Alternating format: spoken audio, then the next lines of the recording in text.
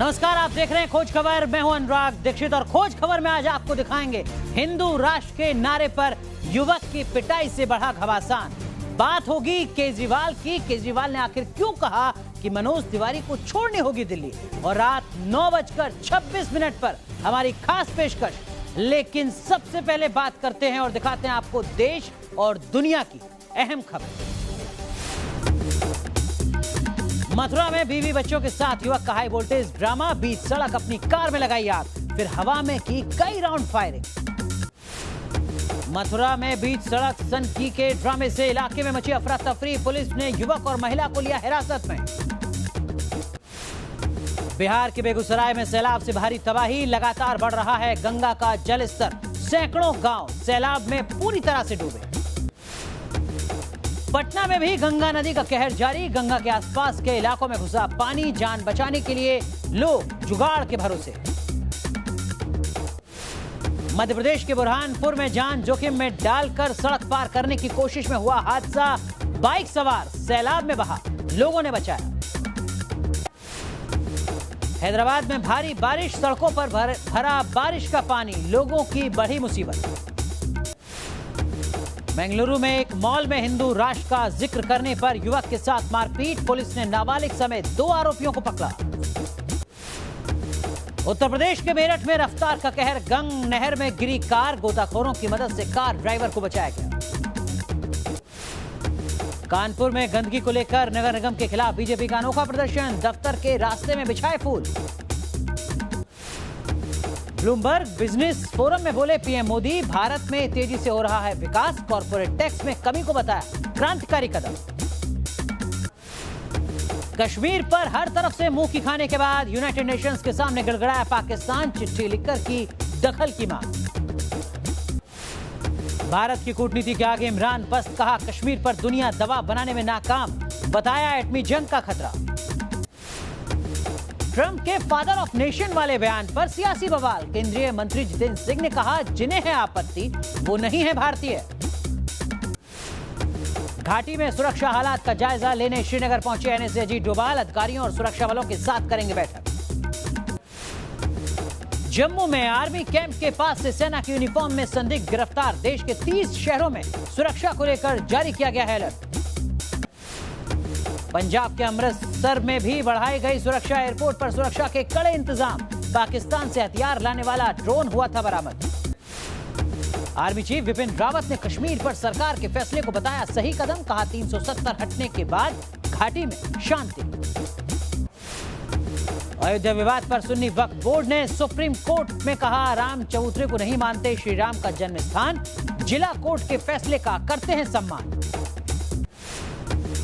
CM Yogi Adityanath ने की triple तलाक पीड़ित महिलाओं से मुलाकात। हर साल 6,000 रुपए की सहायता देने का किया ऐलान। चिन्मयानंद रेप केस में 14 दिन की न्यायिक हिरासत में भेजी गई। आरोप लगाने वाली छात्रा 5 करोड़ की रंगदारी मांगने का आरोप। दिल्ली में हरियाणा बीजेपी कोर कमेटी की अमित शाह के साथ अहम बैठक। चुनाव के लिए उम्मीदवारों के नामों पर मंथन। दिल्ली में एनआरसी की मांग पर केजरीवाल और मनोज तिवारी आमने सामने। बीजेपी ने केजरीवाल के बयान को बताया बाहरी लोगों का अपमान।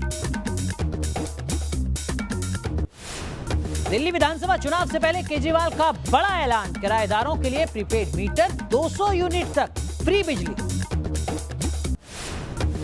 बैंक घोटाले में एफआईआर दर्ज होने के बाद बोले पवार जांच एजेंसियों का ना हो राजनीतिक इस्तेमाल। मुंबई में एनसीपी कार्यकर्ताओं का विरोध प्रदर्शन। देश की अखंडता में योगदान देने के लिए होगा राष्ट्रीय एकता पुरस्कार का आगाज। सरदार पटेल के नाम पर दिए जाएंगे अवार्ड। अगले महीने से बदल जाएंगे एसबीआई के बैंकिंग नियम। ऑनलाइन ट्रांजैक्शन पर 3 बार से ज्यादा लेन देन पर होगा चार्ज। पीएमसी बैंक पर आरबीआई के एक्शन से ग्राहकों की बड़ी मुश्किलें। अपना पैसा निकालने के लिए बैंक के बाहर लोगों की लगी लंबी कतार। गुजरात के अहमदाबाद में जोरों पर नवरात्रि की तैयारी। बड़ी संख्या में महिलाओं ने किया गरबा डांस। दक्षिण अमेरिका के बोलिविया देश की जंगलों में बढ़ा आग का खतरा। 2 दशक में सबसे भयंकर त्रासदी से जूझ रहा है देश। मैक्सिको में रेलवे ट्रैक पर पत्थर रख लूट की साजिश रचने की कोशिश में 2 ट्रेनों की हुई टक्कर। आमने सामने की आई तस्वीरें।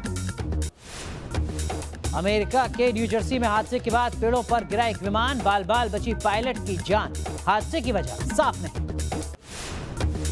अफ्रीकी देश माली में तेल टैंकर में धमाका, धमाके में 6 लोगों की मौत, 45 लोग हुए जख्मी।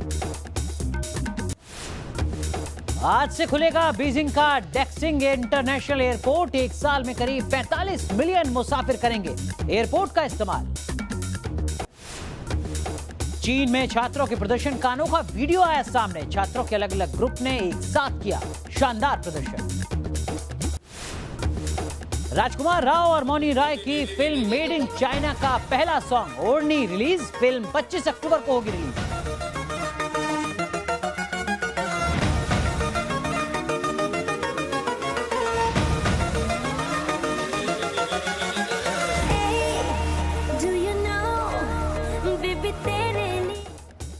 तो देश और दुनिया की अहम खबरों के बाद अब वक्त है खोज खबर कॉन्टेस्ट के सवाल का, जिसका सही जवाब देने पर आपको आकर्षक इनाम या फिर खोज खबर का हिस्सा बनने का मौका मिल सकता है। और आज का हमारा सवाल क्या है वो हम आपको बताते हैं। हमारा सवाल है, आतंकी संगठन जैश-ए मोहम्मद का सरगना कौन है?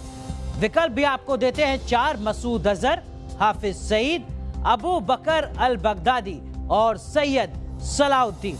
आपको बता दें कि आप अपना जवाब हमें एसएमएस कर सकते हैं। हमारा टोल फ्री नंबर है 9130891308, जो इस वक्त आप अपनी स्क्रीन पर देख रहे हैं। और सवाल का जवाब हमारे शो में ही कहीं पर छिपा हुआ है। सही जवाब देकर आप आकर्षक इनाम जीत सकते हैं या खोज खबर में शामिल होने का मौका पा सकते हैं। चलिए आगे बढ़ते हैं और दिखाते हैं आपको देश और दुनिया की तमाम अहम खबरें। क्या हिंदुस्तान में हिंदू राष्ट्र का नाम लेना अपराध है? क्या हिंदू राष्ट्र का नाम लेने से सरेआम किसी की पिटाई की जा सकती है? क्या किसी को पीटना जायज है? दरअसल में मैंगलोर का एक ऐसा ही वीडियो सोशल मीडिया में वायरल हो रहा है। इसमें एक युवक ये हिंदू राष्ट्र है बोलता दिख रहा है, जिसके बाद कुछ लोग उसके साथ हाथापाई करते हैं। एफआईआर दर्ज होने के बाद मैंगलोर पुलिस दोषियों पर कार्रवाई का भरोसा दिला रही है।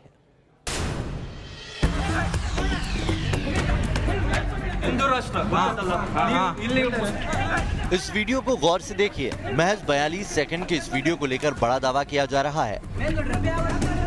दावा यह है कि मैंगलोर में एक शख्स की पिटाई महज इसलिए कर दी गई कि उसने हिंदुस्तान को हिंदू राष्ट्र कह दिया। वायरल हो रहे वीडियो में एक शख्स कुछ लोगों से घिरा नजर आ रहा है।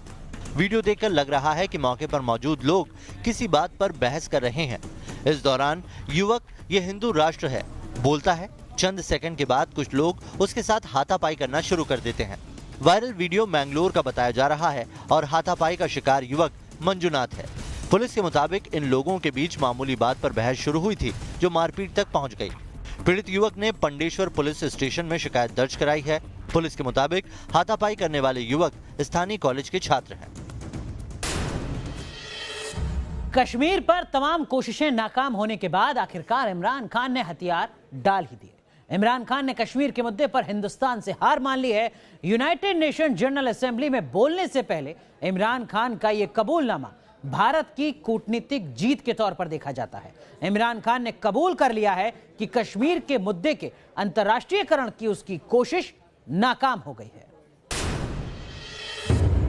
My other fear is that India, for whatever is happening in Kashmir, will blame on Pakistan. What options have we got apart from this? I mean, we can't attack India if, clearly that's not an option. Apart from that, we are doing everything possible. ये महज बयान नहीं है, बल्कि ये पाकिस्तान का हिंदुस्तान के सामने सरेंडर है, हार है, मात है। पाकिस्तान के पीएम ने सरेआम कश्मीर मुद्दे पर अपनी हार कबूल कर ली है। मान लिया है कि कश्मीर सिर्फ भारत का है और कश्मीर के खिलाफ उसकी तमाम साजिशों को दुनिया ने ठुकरा दिया है। लेकिन वो पाकिस्तानी क्या जो बेइज्जत होने, रुस्वा होने के बाद भी कुछ सीखे। तो अपनी आदत के मुताबिक कश्मीर पर हार कबूल करने के बाद इमरान खान को एटम बम की याद आ गई। उन्होंने एक बार फिर एटमी जंग की धमकी दे डाली। This is the time for world to act before this goes too far. because this is the first time after the Cuban crisis, two nuclear-armed countries are going to come face to face. Imran की इस झुंझलाहट की वजह भी आपको बताते हैं। दरअसल president Trump के सामने इमरान की सारी कोशिशें फेल हो गई। मुलाकात के दौरान ट्रंप पर कश्मीर मुद्दे पर बोलने का दबाव डाल रहे इमरान को उनकी झिड़की सुननी पड़ी थी। I trust Pakistan, but people before me didn't. कई मौके आए जब पाकिस्तान के बार-बार गिड़गिड़ाने पर भी अमेरिका ने भारत के खिलाफ कुछ नहीं कहा। We also want to talk about all three neighbors: Afghanistan, India, Kashmir, and of course Iran. It's just we will discuss the situation there because all three neighbors of Pakistan. He lives in a very friendly neighbor. इन मुद्दों पर जब Pakistani media ने जवाब तलब किया तो इमरान को गुस्सा आ गया।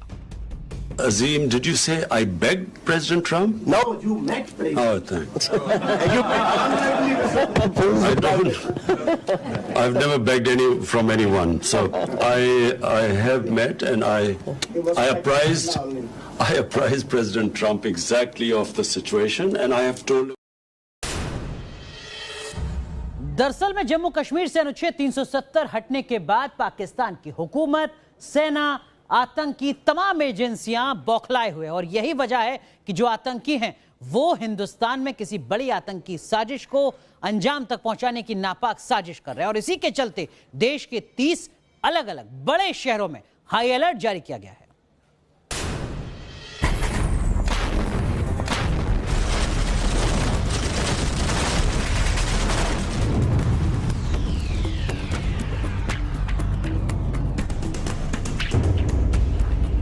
यह है जैश का टेरर टारगेट 30। हिंदुस्तान के 30 शहरों पर नापाक निगाह।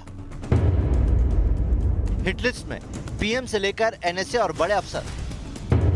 आत्मघाती हमले का प्लान और देश के कुछ बड़े एयरबेस और एयरपोर्ट पर निगाह। जम्मू कश्मीर से धारा 370 का नासूर क्या हटा, पाकिस्तान के पाले सपोले छटपटाने लगे। साजिश का नया प्लान बनाने लगे।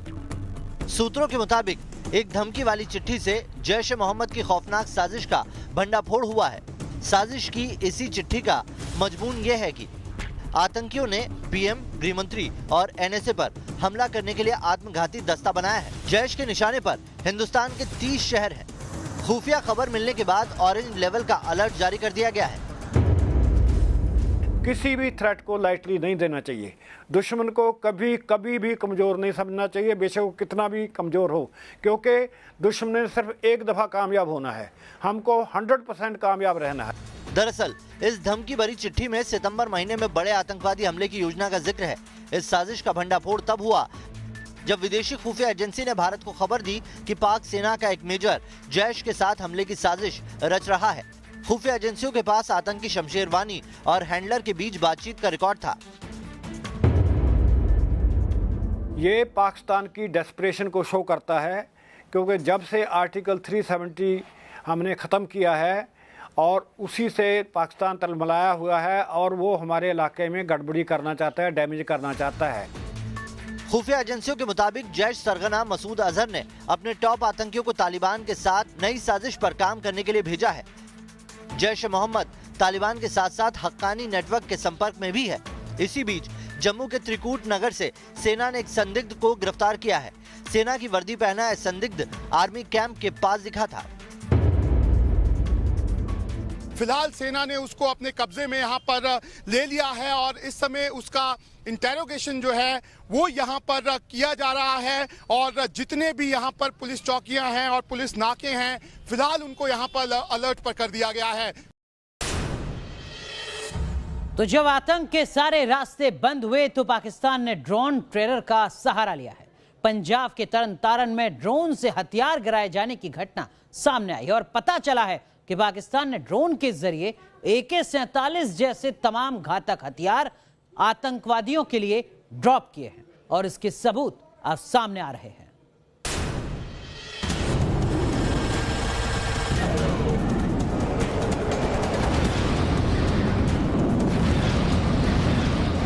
पाकिस्तान की ड्रोन वाली साजिश को जलाकर राख करने की साजिश का सबूत है ये तस्वीर। पंजाब के तरन तारन में इस बात के पुख्ता सबूत मिल रहे हैं। कि पाकिस्तान ने ड्रोन के जरिए हथियारों की डिलीवरी कराई है। जली हुई जमीन और ड्रोन में इस्तेमाल होने वाली खास सेल ये नापाक ड्रोन वाली साजिश का सबूत है। पंजाब पुलिस ने मौके पर 4 बैटरी जब्त की है। ये बरामदगी एक गिरफ्तार संदिग्ध की निशानदेही के बाद हुई। दरअसल पंजाब पुलिस ने एक आतंकी संगठन खालिस्तान जिंदाबाद फोर्स के एक मॉड्यूल का खुलासा किया है, जिसके बाद ड्रोन के जरिए ISI की नापाक साजिश का पर्दाफाश हुआ। ये ऑटोमेटिक गन, मैगजीन और कारतूस ड्रोन वाली साजिश का सबूत है। हालांकि सेना का दावा है कि दुश्मन की किसी भी साजिश का मुकम्मल जवाब हिंद की सेना के पास मौजूद है। जो रिसेंटली खबर आई है अक्रॉस द बॉर्डर वो ड्रोन इस्तेमाल हो रहे हैं, जो उनकी कैपेबिलिटी बहुत स्मॉल है अभी, तो इतनी जो हमको ना ज़्यादा चिंतित होने की बिल्कुल ज़रूरत नहीं है। और हमारे जो सिस्टम्स हैं हमारे पास, हमारे जो रेडार्स हैं, हमारी जो कैपेबिलिटी है इनको आइडेंटिफाई करने की, वो कायम है। एंड मिलिट्री इस्तेमाल में ये मैं आपको एश्योरेंस दे सकता हूँ कि जो भी ड्रोन इस तरफ आएगा एयरफोर्स और आर्मी की कैपेबिलिटी के साथ गिराया जाएगा। तो पाकिस्तान की साजिश के बारे में आज पंजाब के chief minister captain Amarinder Singh ने केंद्रीय गृह मंत्री अमित शाह से बात की है। उनसे मदद मांगी है कि वो जल्द से जल्द इस खतरे का निपटारा करें। आगे बढ़ते हैं और बात करते हैं बैंक ग्राहकों की मुश्किलों की। पंजाब महाराष्ट्र कोऑपरेटिव बैंक पर RBI की सख्ती के बाद ग्राहकों की मुश्किल बढ़ गई है। डर इस बात का भी बढ़ने लगा है कि नियमों की अनदेखी करने वाले दूसरे बैंक भी इस तरह की सख्ती के घेरे में ना आ जाएं।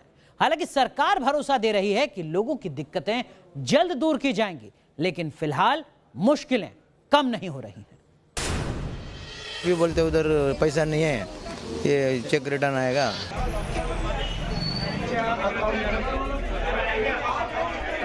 बहुत सारी डिपॉजिट है, नींद आराम हो गई है।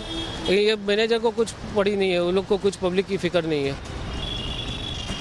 कहने को लाखों करोड़ों की FD है, बैंक में घर वालों के 15 अकाउंट हैं, हजारों रुपए भी पड़े हैं, लेकिन फिलहाल मजबूरी है कि दिन के 5 रुपए 29 पैसे पर गुजारी की। ये राजेश शाह हैं, पंजाब महाराष्ट्र कोऑपरेटिव बैंक के अकाउंट होल्डर, जो फिलहाल बैंक की ठोकर खा रहे हैं। सोच रहे हैं कि 6 महीने में एक बार 1000 रुपए निकाल कर करेंगे क्या, खाएंगे क्या और रहेंगे कैसे। मेरे भतीजे की स्टडी अभी पोस्टपोन करनी पड़ेगी, उसको US सॉफ्टवेयर IT के स्टडी के लिए जाना था, और हमारे सब अदर प्लान भी थे, लेकिन अभी वो सब पोस्टपोन करने पड़ेंगे। राजेश शाह अकेले नहीं, अपनी तकलीफों की कहानी के लिए यहाँ कई चेहरे हैं, और हर चेहरे पर यही सवाल है कि आखिर खता बैंक की है तो सजा इन्हें क्यों। आगे वो लोग तो बोल रहे हैं RBI का कुछ इंक्वायरी होगा, विजिट होएगा, इधर बंद नहीं होएगा, वो नहीं होगा, ऐसा बोल रहे हो लोग। 1000 रुपये मिलेगा 6 महीने में एक बार, उसमें तो यार इस देश में गाय को भी घास नहीं मिलती, हमें क्या मिलेगा। अभी बोलते उधर पैसा नहीं है, ये चेक रिटर्न आएगा। अभी बोलते हैं, वो बोलते 6 महीने रुको। लोग परेशान हैं और बैंक वाले भरोसा दे रहे हैं कि पैसा डूबेगा नहीं। RBI की कार्रवाई को ज्यादा कठोर बता रहे हैं, लेकिन लोगों के लिए फिलहाल इनके पास हिम्मत बांधने से ज्यादा कुछ नहीं। कई NPA को हमने उनको स्टैंडर्ड बताया नहीं कि इसको हम बोलते हैं डिस्क्लोजर नॉर्म्स में जो वायलेशन हुई हो, और उस वजह से उनको लगा कि ये रिपोर्टिंग गलत हुई है, और उनमें RBI के इस फरमान ने नोटबंदी के दौर की याद दिला दी, जब लोग बैंक के बाहर अपना ही पैसा लेने के लिए कतारों में लगे रहते थे। हालांकि सरकार भरोसा दे रही है कि मर्ज का इलाज ढूंढ लेगी। देखिए, आवश्यक है, जनता का पैसा है, कंप्लायंस बेहतर हो, सुनिश्चित करने चाहिए, लेकिन आम जनता को कहीं पे तकलीफ ना भी हो, ये भी हम सुनिश्चित करेंगे। RBI ने PMC बैंक पर नॉन कंप्लायंस KYC जैसे नियमों में अनदेखी के चलते पाबंदी लगाई है, लेकिन इस सवाल का जवाब फिलहाल किसी के पास नहीं। अपने पैसे के लिए तरसते ग्राहकों की इसमें क्या गलती है। RBI की तरफ से की गई इस बड़ी कार्रवाई के बाद ये बात तो तय है कि जो बैंक नियमों को सही तरीके से इंप्लीमेंट नहीं करेंगे, उनके लिए आने वाले समय में बड़ी मुश्किलें खड़ी हो सकती हैं, और खास तौर पर उसका खामियाजा उस बैंक के ग्राहकों को भी उठाना पड़ेगा। तो अब बात एनआरसी की, जिसका सियासी विरोध वैसे तो कई राजनीतिक पार्टियां कर रही हैं, लेकिन दिल्ली के मुख्यमंत्री विरोध में ऐसे बह चले कि मनोज तिवारी को ही बाहर करने लगे। पत्रकारों के सवाल पर दिल्ली के मुख्यमंत्री का बयान और फिर उस पर मचा घमासान, आप भी देखिए।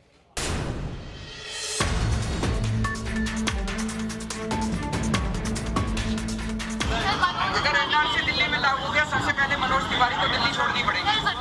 दिल्ली ना हो गई पाकिस्तान बांग्लादेश हो गया। केजरीवाल मानो मुख्यमंत्री नहीं दिल्ली के मालिक हो गए, जो अपना ही फरमान सुना दिया। बात सीधी थी, सवाल दिल्ली में एनआरसी के लागू होने का था, लेकिन बात बात में केजरीवाल कुछ ऐसे बहे कि विवाद खड़ा हो गया। अरविंद केजरीवाल जी कहना क्या चाहते हैं कि चूंकि मनोज तिवारी एक पूर्वांचली है, इसलिए सारे पूर्वांचलियों को यहाँ से भगा देंगे, हम विदेशी हैं। मनोज तिवारी दिल्ली बीजेपी के अध्यक्ष हैं। कई बार असम की तरह दिल्ली में भी एनआरसी की मांग कर चुके हैं, लेकिन उनकी मांग आम आदमी पार्टी के गले नहीं उतर रही। पार्टी हमलावर है, ट्वीट कर सौरभ भारद्वाज ने भी सवाल उठा दिए। उत्तर प्रदेश, राजस्थान, ओडिशा और बिहार से लोग दिल्ली रोजगार के लिए आते हैं। दिल्ली के विकास में बराबर के भागीदार हैं, वो चोर नहीं हैं। अगर दिल्ली में एनआरसी लागू हो गया तो इन सबको दिल्ली छोड़कर जाना होगा। आप इनके खिलाफ क्यों हैं? बड़े मियाँ तो बड़े मियाँ, छोटे मियाँ सुभान अल्लाह। पूरी पार्टी ही एनआरसी के बहाने बाहरी भीतरी का भेद पैदा करने में लगी है। एनआरसी यानी नेशनल रजिस्टर ऑफ सिटीजनशिप वो दस्तावेज है जिससे पता चलता है कि भारतीय नागरिक कौन है और कब से रह रहा है। असम देश का पहला राज्य है जहां एनआरसी को अपडेट किया जा रहा है। एक आईआरएस ऑफिसर एनआरसी नहीं जानता है क्या होता है, तो ये पूरे आईआरएस जमात का अपमान है। तो सवाल ये कि क्या केजरीवाल और उनकी पार्टी एनआरसी के बारे में जानती नहीं या फिर जानकर अनजान बन रही है, ताकि चुनाव के मौसम में एनआरसी के सियासी घमासान से बिहार यूपी वालों में डर बिठाया जाए। साल चुनावी है तो वार पलटवार तो होंगे ही। बस देखना यह है कि निजी हमले के इस वार पलटवार में जीत किसकी होती है और किसको इसका राजनीतिक फायदा मिलता है। चलिए, वक्त है लकी विजेता के नाम के ऐलान का। कल हमने आपसे पूछा था कि आतंकी संगठन जैश-ए-मोहम्मद ने अपनी साजिश को अंजाम देने के लिए नया नाम क्या रखा है। हमने आपको 4 विकल्प दिए थे: लश्कर-ए-तैयबा, हिजबुल मुजाहिदीन, ISIS या डी मजलिस-बुरासा-ए-शाहुदा जम्मू कश्मीर।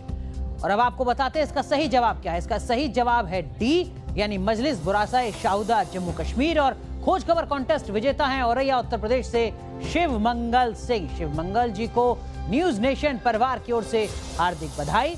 आप भी उनकी तरह सवाल का जवाब देकर आकर्षक इनाम या खोज खबर में शामिल हो सकते हैं।